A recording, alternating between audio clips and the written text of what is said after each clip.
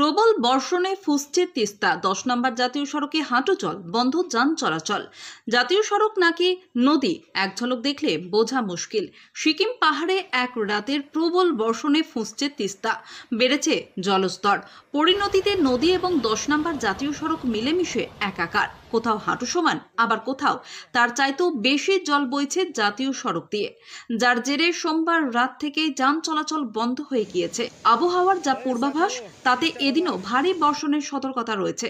এই সড়কে ফের কবে যান চলাচল স্বাভাবিক হবে তা এখন অনিশ্চিত। দুর্যোগের জেরে ভোগান্তিতে পড়েছে সাধারণ মানুষ। তাদের অনেকেই ঘুরপথে যাতায়াত করতে হচ্ছে। শিলিগুড়ি থেকে সিকিম এবং কালিম্পং থেকে শিলিগুড়ির মধ্যে সড়ক যোগাযোগের চালু রয়েছে লাভা আলগাড়া গরুবাথান রুটের। প্রশাসন পরিস্থিতির দিকে নজর রাখছে। পূর্বাভাস মেনে এদিন ফের বৃষ্টি হলে পরিস্থিতি আরো खाराब हवार आशंका रयेछे।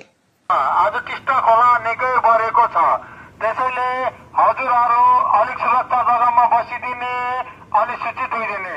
अनि यो हाम्रो दार्जिलिङ रोड टिस्टा खोला टिस्टा पुलमुनि निकै पानी बढेको खण्डमा वाहनहरुलाई अनुरोध गर्दछु कि कृपया वाहनहरु यो रोडमा कृपया गरेर रातिउदी अलि नहिँडिदिने।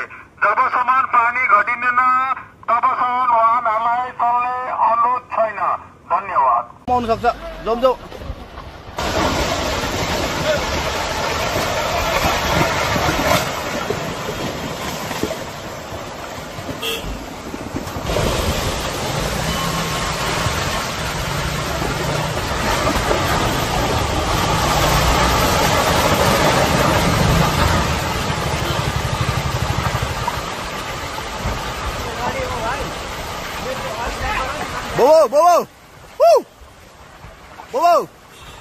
यो पूरा हल्लिँदैछ यो पाटा। हुँदैन